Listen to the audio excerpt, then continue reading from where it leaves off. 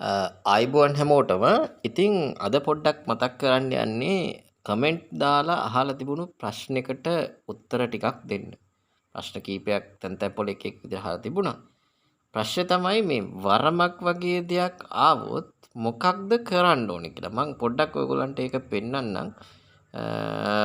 පෙන්නන්න කියන්නේ දැන් ඔයාලට කමෙන්ට් එකක් විදිහට දැක ගන්න අවස්ථාව මම වීඩියෝ එකේ දාලා තියන්නම්. ඔයගොල්ලන්ට බලා ගන්න පුළුවන් වීඩියෝ එකේ කමෙන්ට් එක මම හරි ගස්සද්දී දාලා තියෙනවා ඔයගොල්ලන්ට පෙන්නන්න. මේ වීඩියෝ එකේ මේ කියන්නේ මේ කමෙන්ට් එක දාලා තියෙන්නේ යා දැන් රජයේ සේවකයෙක් කියලා. හරිද? දැන් මේ වගේ ප්‍රශ්න ඔයගොල්ලන්ටත් ඇති.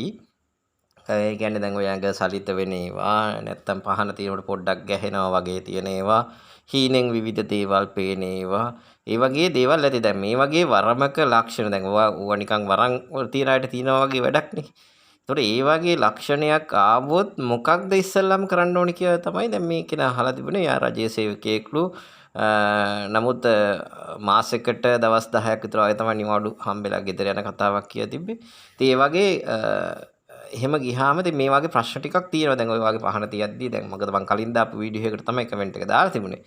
එතකොට ඒත් වරමක් තියෙනවා නම් කොහොමද කියලා වගේ හව වීඩියෝස් තව තියෙනවා. මේ වගේ පැහැදිලි කරපු වීඩියෝස් ඒවට ගිහිල්ලා බලන්න.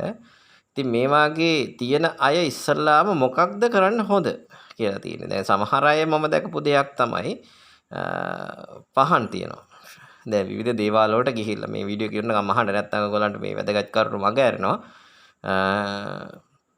සමහර අය දේවාල වලට යනවනේ. දැන් ওই සිද්ධිය දැනගත්තාම ඒ කියන්නේ මොන හරි ගේ දැනෙනවා නිකන් වේගුල්නවා වගේ දෙයක් දැනෙනවා නිකන් පහන තියද්දි ගැහෙනවා ඒ මොන හරි දෙයක් තිබ්බා කියනවා හීනෙන් එක එක කාරණා පේනවා කියන්නකො. එතකොට සමහර අය ගොඩක් කරන්නේ අර දේවාල වලට යනවා.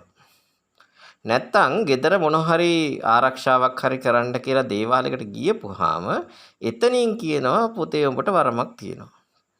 අන්න ඒක ගන්නවද නැද්ද? නැත්තම් සමහරට ඒ තැනකදී ආවේශ වෙනවා. එකපාරම ආවේශ වෙලා අර ඥාතියෙක් ඇවිල්ලා ඥාතියෙක් කියලා එක්කෙනෙක් කවුද ඇවිල්ලා කතා කරලා උඹට වරමක් දෙන්න කල්ප ගානක ඉඳලා මම මේ ආවේ මෙහෙමයි කියලා කියනවා. ඉතින් ඇත්තම தත්ත්වය ඔය වගේ මම පරණ වීඩියෝ වලත් කියලා තියෙනවා. සමහර ඒවා නිදන් වස්තු නිසා ඇති වෙන තත්ත්වයක්. මේ වගේ තත්ත්වයක් ආවොත් මොකද කරන්න කියන එක අපි වීඩියෝ අවසානයේදී කතා කරනවා. ඒ නිසා විස්තර ඉස්සෙල්ලා තේරුම් ගන්න. මොකද ඔයාලට එක එක විදිහට මේවා බලපාලා ඇති දැනටත්. නිදන් වස්තු තියෙන භූමිය වල නිදන් වස්තුව එයාලට ගන්න බැරි වීම නිසා ඔයාලා ලව්වා ඒක කරව ගන්න සමහර අය try කරනවා. සමහර වෛරක්කාර දේවල් විසඳ ගන්නත් ওই විදිහට වරමක් තියනවා කියලා ඇවිල්ලා ඒ මාර්ගයෙන් සමහර ඒවා කරන්න උත්සාහ කරනවා. සමහර අය ඉතින් අර පින් කරගන්න වෙන විකල්පයක් නැහැ. එතකොට පින් කරගන්න ආවේ කිව්වොත් කවුරුත් පින් දෙන්නේ නැහනේ. එතකොට වරමක් තියනවා කිව්වොත් ගන්න කැමතිනේ. අන්න ඒ මාර්ගයෙන් පින් කටයුතු වලට මුල පුරන්න ඇවිල්ලා තියෙන ඒවා තියෙනවා. හැබැයි දැන් මේ ඔක්කොම Tamanට කිට්ටු කරන්නේ Tamanගේ නරක කාලයක් එක්ක එනකොට. එහෙම නැත්තම් උප්පත්තියම ඔය අමනුෂ්‍ය බලවේග ශරීරගත විය හැකි චරිත ඉන්නවා. ඒ අයට තමයි මේක ආකර්ෂණය වෙන්නේ. එහෙම නැත්තම් ওই විවිධ ඇදහිලිත් එක්ක ජීවත් වෙන අය ඉන්නවනේ නිකන් විවිධ මිත්‍යා මතත් එක්ක හරියට දර්ශනය තේරුම් ගන්න නැතුව මිත්‍යා මතත් එක්ක ඉන්න කට්ටිය ඉන්නවනේ. සමහර අයට ඉතින් හරි ආසයි. සල්ලි වලට හරි කෑදරයි. සමහර අයගේ ජීවිතවල හරි ප්‍රශ්න. සල්ලි නෑ ජීවත් වෙන්න විදියක් නෑ අපහසුයෙන් ඉන්නේ. ඒ වගේ කෙනෙකුට වරමක් තියනවා කිව්වොත් දැන් මේකෙන් හම්බ කරන්න පුළුවන් නේ කියන චේතනාව වෙනවනේ. දැන් මේකෙන් ලොකු ගාණක් හම්බ කරගත්ත හැකිනේ. සල්ලි හම්බ කරනවා දකින්නවනේ දැන් දේවාල කරන කට්ටියට කොච්චර දවසකට හම්බ වෙනවද කියලා. එහෙම කරගත්ත හැකිය චේතනාව. ඒක අන්න ඒ වගේ පාරවල් පෙන්වනවා. දැන් සමහරට හීනෙන් මැණික්ක නම් මනන් තියෙන දැන් භූමි වස්තු හංගපු දෙයක් තියෙන දැන් ඒව පෙන්වනවා. ඉතින් සමහර අයට හරියනවා. නමුත් එහෙම හරි ගියයි කියලා ස්ථීර ලෙස හොයාගන්න කට්ටිය නම් අපිට හම්බෙලා නැහැ. හරිද? කියන කට්ටිය ඉන්නවා. ඉතින් අර එහෙම වුණා මෙහෙම වුණා කියලා. නමුත් මේ නිදන් වස්තු වලින් අරගෙන එහෙම යනවා කියන එක බොහොම කලාතුරකින් වෙන්න පුළුවන් දෙයක්. නමුත් අර ඒ වගේ දේවල් හීනෙන් සහ සමහරට අර පහන් තියෙන ලාවට මනසට මොන හරි කරුණු විදිහට දැනෙන්න පටන් ගන්නවා. මේ අය කරන්න ඕනේ ප්‍රධානම කාර්යය තමයි තමන්ගේ හොඳම ක්‍රමවේදය. ඔය දේවාල ගාන ආරෝමයක් දුවනට වඩා විශ්වාසවන්ත තැනකින් තමන්ගේ කේන්ද්‍ර පරීක්ෂා කරගන්න. මොකද ඔය කේන්දර සටහනෙන් අඳුර ගන්න පුළුවන් උපතේ ඉඳලා එන මේ වගේ නොපෙන්න බලවේගයක් නිසා ඇති වෙන තත්ත්වයක්ද නැත්නම් උපතේ ඉඳලා එන සංසාරික පුරුද්දක් වගේ නිසා ඇති වෙන තත්ත්වයක්ද එහෙම නැත්නම් මේ ගත කරන කලදසාව නිසා తాවකාලිකව ඉස්මතු වූ කාරණාවක්ද මොකක්ද කියන එක අඳුර ගන්න අපිට ඇත්තටම පහසුයි. ඒක අනිවාර්යෙන් කේන්ද්‍ර සටහනින් කරන්න පුළුවන්. ඒ වගේම දැන් සමහර අයට ඔය වගේ ප්‍රශ්න එනවා ගෙවල් ආරක්ෂා දැම්මට පස්සේ. දැන් ගෙදරක ඔය මුට්ටිවල ආරක්ෂා කරනවනේ. එහෙම ආරක්ෂා කෙරුවට පස්සේ භූමියේ හිටපු සමහරට ඥාති බලවේගයක් මොකක් කරේ මිය ගිය ආත්මයක් ඥාති වෙන්නම ඕනේ නැහැ. ඔයාලා දැන් ඔය සල්ලි දීලා ගන්න මහා ඉඩම් කොටස් කරලා විකුණන තැන් තියෙන්නේ. වෙන්දේසි කරන තැන්. ඒ තැනකින් ඉඩමක් ගත්තාමත් ওই ප්‍රශ්න වැටෙන්න පුළුවන්. දැන් එහෙම ඒවත් අපිට උදාහරණ ඇවිල්ලා තියෙනවා. එහෙම පදිංචියට ගියපු කට්ටියට මේ ඊතර බලවේග වලින් ප්‍රශ්න ඇවිල්ලා තියෙනවා. ඒගොල්ලෝ හිතන්නේ එයාලගේ ප්‍රශ්න කියලා. හොයලා බලපුවාම මේ එන කට්ටිය වෙන ඒ කියන්නේ එතන භූමියේ මුල් පදිංචි කරුවන්ගේ කට්ටිය. තනි භූමියේ. මොකද අක්ක සමහරට 10ක විතර ආග ලොකු ඉඩමක් දැන් කෑලි වලට කඩලා පර්චස් 20 25 30 වගේ පොඩි පොඩි කෑලි වලට විකුණනවානේ. එතකොට ඒකේ පදිංචි වෙන අයට අර මුල් ඉඩම හිටපු සමහර අයගේ බලපානවා.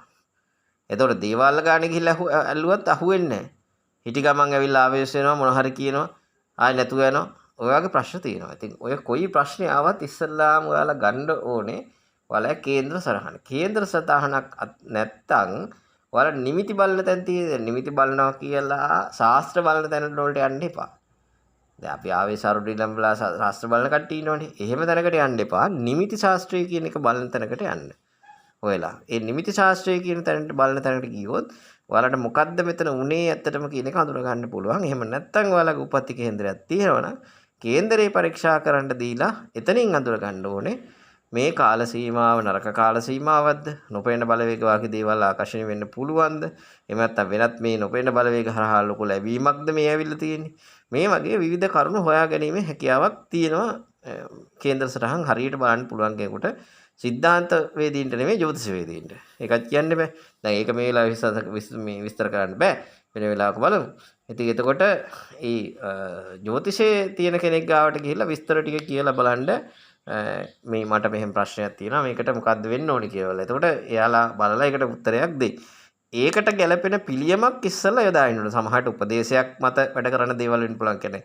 උපදේශ නැතුව පහන් තියන්න ඒවා මේවා යන්න එපා. මොකද දේවාලයට ගියොත් ඔන්න කාලි මෑණියන්ගෙන් වැඩ කරනවා කියන දේවාලයකට ඔයගොල්ලෝ ගියොත් ඔයාට කියනවා කාලි මෑණියන්ට පහනක් තියන්න කියලා. තව කවුරු හරි ගිහලා කඩවර දෙයියන්ට වැඩ කරන දේවාලයක් නම් ඔන්න කඩවර කෙනුත් වරන් තියෙනවා ආකර්ෂණය තියෙනවා කඩවරටත් පහනක් තියන්න කියනවා.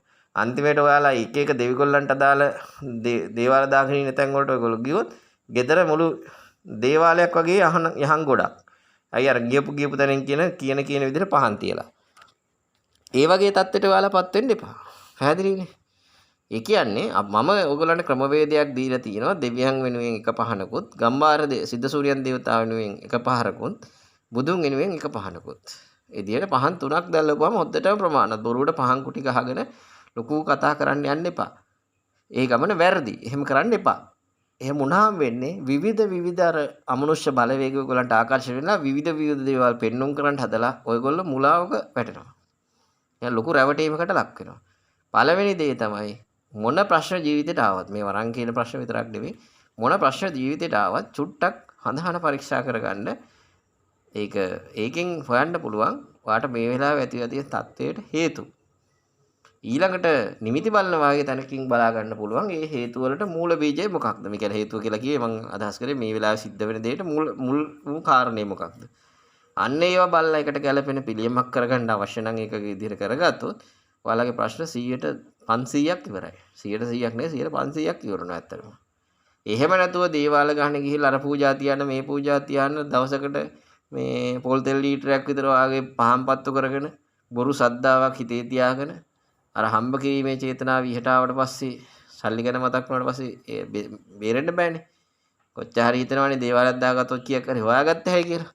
අන්න ඒ තැනට වැටුනොත් ඔයගොල්ලන්ට මේක කරන්න බෑ. පැහැදිලිද මං කියන දේ? ඒ හින්දා පළවෙනිම කාරණාව ප්‍රශ්න තියෙන අය හොඳම දේ තමයි ඉස්සල්ලාම කේන්දර පරීක්ෂා කරගන්න.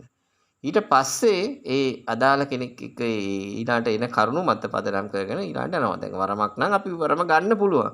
හැබැයි ගන්න කලින් වරමක තොරතුරු තියෙන්න එපා. ඥාති ඇවිල්ලා මේ පොතේ උඹට වරමක් තියෙනවා ගනින් කියලා කිව්වට එහෙම බෑ. ඒ ශිල්ප දක්වන්න ඕනේ. හැකියාව පෙන්වන්න ඕනේ. හැකියාව දක්ෂතා තියෙන්න ඕනේ. ඉතින් මේ සම්බන්ධව දාපු වීඩියෝස් පරණේ වැටි ඒවට ගිහිල්ලා කන් දෙන්න.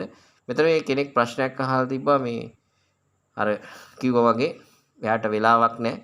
මේ වාගේ වුණාම මොකද කරන්න කියන. ඉතින් මොකද කරන්න කියන එක නෙමෙයි. ඔයාගේ ප්‍රශ්නයක් ආපු හැම මොහොතකදීම ඉස්සල්ලාම කරන්න ඕනේ කේන්දර පරීක්ෂා. කාලෙකින් කරලා නැත්තම් කේන්දර පරීක්ෂාවක් කිරීම ඉතා වැදගත් වෙනවා. ඒක හරියම තනින් කරගන්න.